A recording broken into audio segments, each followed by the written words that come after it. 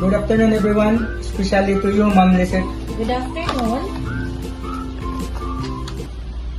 Describe the physical activity during which the first aid was needed. Be specific about the activity and when it occurred. Okay. The activity occurred during the Palarong Pambansa 2024 when we were assigned, or I was assigned as one of the first aiders at the event. The event is a lawn tennis, and during one of those days, one of the players happened to have a laceration on the left knee when he played the lawn tennis. So the first aid application that we did was we had the patient sit down, and we cleaned the wound, the lacerated knee, with a sterile water using the D5LR.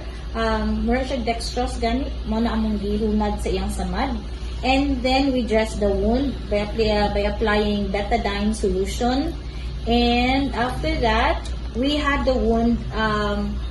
We did not put some bandage on the wound. We leave it open because that player is still playing.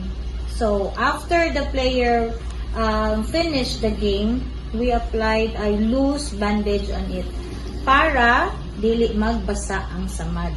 Kay more man siya scratch, dili man kay siya laong. Thank you for beautiful answer. Detail the signs and symptoms experienced by the person who required first aid be as precise as possible. Okay. The person or the patient who has lacerated wounds, makita na nimo ang wound niya sa knee is na siya jagged edges, or kanang kung sa Bisaya pa na nato kanang naay mga garas, yun na siya. And then reddish ang color sa wound, and also na siya gamayng blood na gawas ana. Thank you for beautiful answer again. Last question. Describe the first aid given, including the steps taken and any materials used.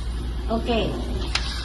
To treat laceration wounds, especially if there is bleeding or naidagan dugo, you should stop the bleeding first by applying pressure on the wound or on the area. If wala na tayo bleeding, then we need to clean the wound, to properly clean the wound. How to